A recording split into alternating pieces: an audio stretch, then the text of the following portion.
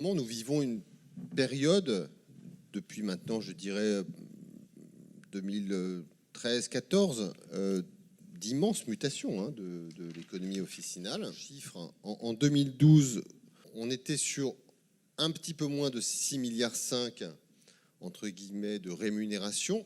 À peu près 100% de ces 6,5 milliards, c'était de la marge. Mais en 2018, donc 6 ans plus tard, on était un petit peu en dessous de 6,5 milliards, on est passé un peu au-dessus. On est descendu à 55%. On se met encore 2 ans après, en 2020, on va être à peu près à 35%. Ce 35%, c'est à peu près 18% qui restera à peu près de marge réglementée. Et puis j'y ajoute la remise sur générique, que je considérais quand même comme quelque chose qui relève à peu près de la même philosophie. C'est effectivement ce pari ou ce parti pris de la diversification qu'on retrouve à la fois dans le choix des honoraires, mais s'y ajoute, vous l'avez rapidement indiqué, beaucoup d'autres choses, à la fois sur des missions, entre guillemets, d'accompagnement, mais aussi des nouveaux actes. C'est la vaccination, c'est le TROD, et puis par ailleurs, des éléments qui vont tourner autour du parcours de l'exercice coordonné. Moi, je vois qu'il y a évidemment derrière tout ça 2 effets quand même extrêmement puissants. Il y a un premier effet, c'est quand même la désensibilisation du réseau officinal par rapport aux baisses de prix. Il y a eu des très belles années où vous étiez très heureux d'être sensibilisé à l'évolution des volumes et des prix. Ça a conduit à de très belles années. Quand les choses se sont retournées, on aurait très bien pu dire, écoutez, voilà, ça doit être un peu plus difficile, mais c'est la vie, on en reste comme ça, c'est votre modèle.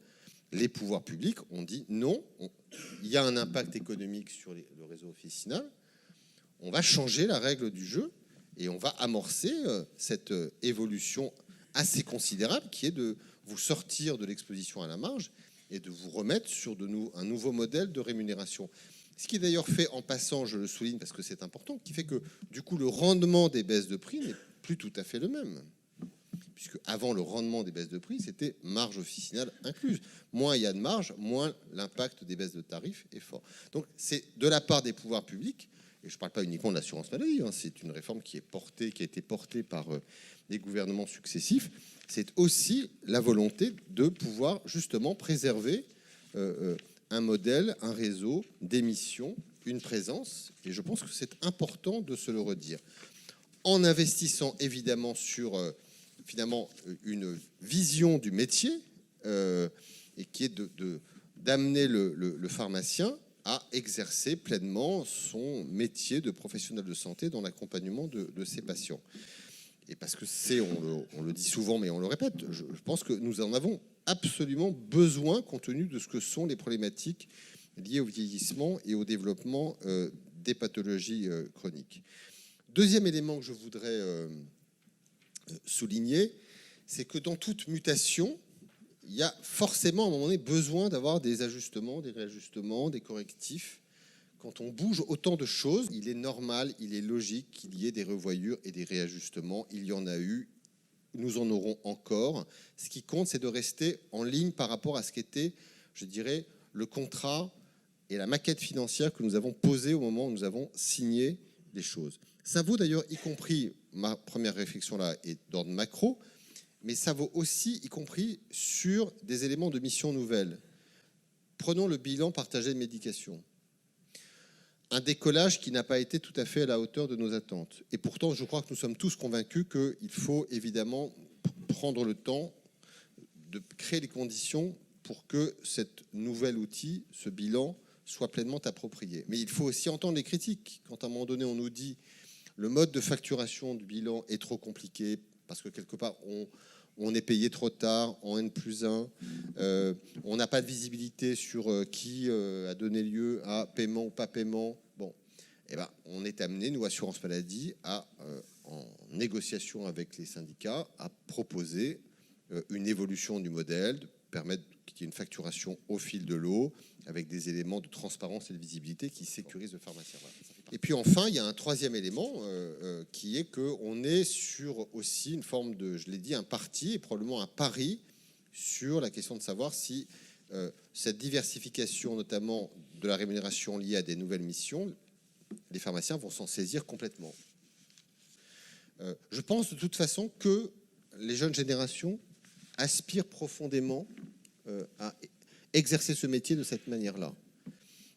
Et du coup, je pense que le schéma stratégique qu'on a posé, il est profondément attractif pour assurer, je dirais, la pérennité du réseau, attirer les jeunes générations, assurer quelque part aussi la valorisation des officines aujourd'hui, parce que c'est important d'être sur un modèle qui est économiquement mis à l'abri et qui investit sur des missions qui parlent aux jeunes générations. Je pense que c'est important. Moi, je suis heureux de voir que les pharmaciens en exercice veulent s'investir, mais je pense que les pharmaciens en exercice savent au fond d'eux que ce modèle dans lequel on les engage, il est attractif pour les générations suivantes. Et il est enfin, dernier point, et je conclue là-dessus, profondément compatible et même cohérent avec une intention que je crois nous partageons, qui est de maintenir évidemment un maillage territorial de proximité. Je ne suis pas en train de dire qu'il y a partout le nombre pertinent d'officines qu'il nous faut. Il y a probablement, je le dis, dans certaines grandes villes, peut-être un peu trop d'officines, je dis très tranquillement, mais globalement, nous sommes sur un format qui peut-être ne ressemble pas à ce qu'on trouve dans d'autres pays autour de nous, mais nous sommes aussi un grand pays avec un grand territoire, des besoins importants et donc un réseau qui me semble ne pas devoir être la variable d'ajustement de quoi que ce soit. Si vous avez compris que la désensibilisation était un cadeau, c'est que je me suis mal exprimé, c'est pas ce que j'entendais. Ça a été un choix, d'accord ? C'est un choix. On aurait pu faire un autre choix qui aurait été de dire, parce que vous savez que cette théorie existe, il y a trop d'officines, on va faire une strangulation longue et durable du réseau pour faire en sorte qu'il y en ait moins progressivement. Bon, voilà. Donc on a décidé de faire un choix qui a été de désensibiliser, d'investir, ce que nous n'avions jamais fait jusqu'à présent. Et dans l'avenant 11, il y a un investissement qu'on n'avait pas fait 3 ans avant, et qu'on a fait en 2017 au titre de l'avenant 11, avec ensuite derrière une question d'impact qui est à tout le moins une stabilisation.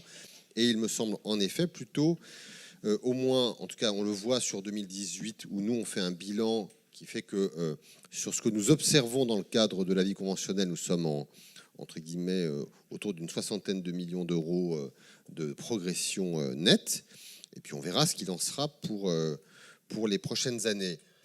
Oui, en 2019 et en 2020, je pense que l'investissement de l'assurance maladie obligatoire va être très substantiellement supérieur à ce que nous avions calé dans la maquette.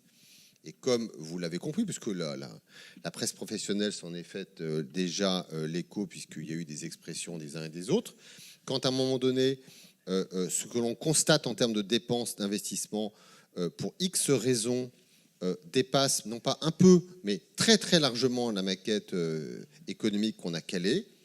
Comme je vous le disais dans mon point introductif, la position de l'assurance maladie, c'est de dire, dans le cadre du pacte conventionnel qu'on a noué, il faut qu'on trouve une manière de réajuster les choses. Et donc ce sont des échanges que j'ai en ce moment avec les syndicats représentatifs. Vous avez raison de dire que les nouvelles missions, c'est pas ça qui pense la baisse de marge, hein. On a fait une réforme où l'investissement, c'est plus d'honoraires de dispensation par rapport à la marge réglementée que l'on supprime. Et les nouvelles missions, elles viennent quelque part dans une logique de plus. La substitution générique, ce n'était pas une dimension métier, pardon, c'était une dimension économique qui était gagnante-gagnante. En gros, et l'article 66, en effet, voilà, bouge les lignes. Quel va être l'effet de l'article 66 ? C'est quand même un peu tôt pour le dire. Excusez-moi, c'est un peu tôt pour le dire. On peut avoir un effet qui est qu'il y a plus de développement du générique encore, et puis on peut avoir un autre effet que vous craignez, qui est la téférisation généralisée. Si on se retrouvait dans cette deuxième hypothèse, il y aurait évidemment un impact massif sur l'économie des officines. Et nous serions, je vous le dis, nécessairement amenés à l'intégrer dans notre pilotage et notre réforme de l'économie officinale.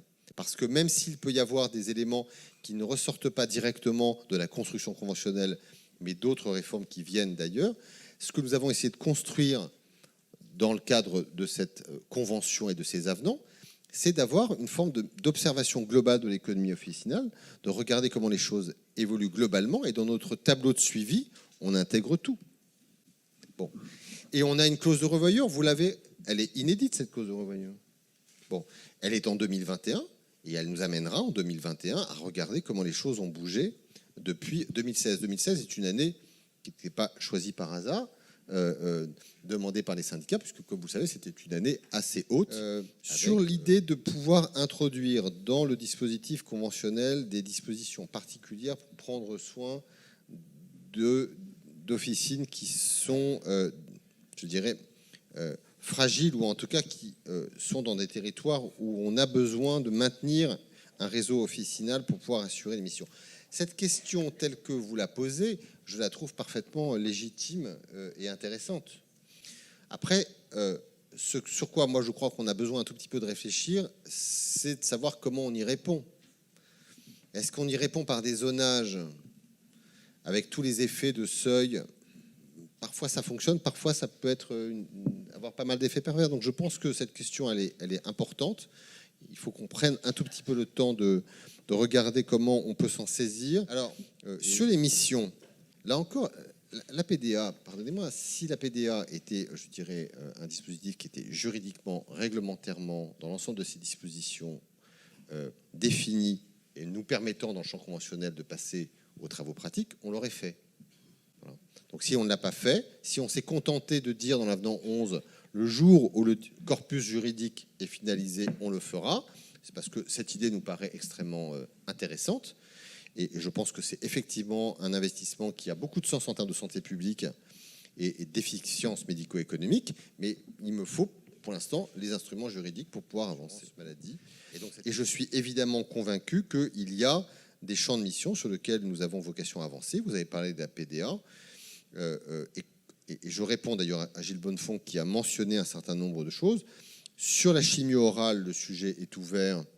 Nous attendons un retour de l'INCa dont on me dit qu'il est imminent, et donc on va pouvoir, je pense, reprendre nos travaux conventionnels. Sur le dépistage du cancer colorectal, moi je suis convaincu de longue date, et vous le savez, que notre dispositif aujourd'hui, qui aboutit à un résultat malheureusement trop faible, puisque nous sommes un petit peu au-dessus de 30%, justifie tout à fait que l'on diversifie les voies par lesquelles les patients peuvent pouvoir accéder au kit de dépistage. Et il me semble que les expérimentations que l'on connaît aussi bien dans le Finistère qu'en Corse semblent indiquer que le réseau officinal peut être une des solutions pour favoriser l'accès à ces kits. Mais nous aurons aussi, je termine, des beaux sujets devant nous, que sont effectivement la notion de pharmacien correspondant, sur lequel il va falloir travailler. Bon. Et puis le télésoin, qui a été ouvert et introduit aussi dans la loi récemment votée, et qui va ouvrir un champ des possibles dans l'ensemble des professions de santé autres que médicales, et sur lesquelles il va falloir travailler.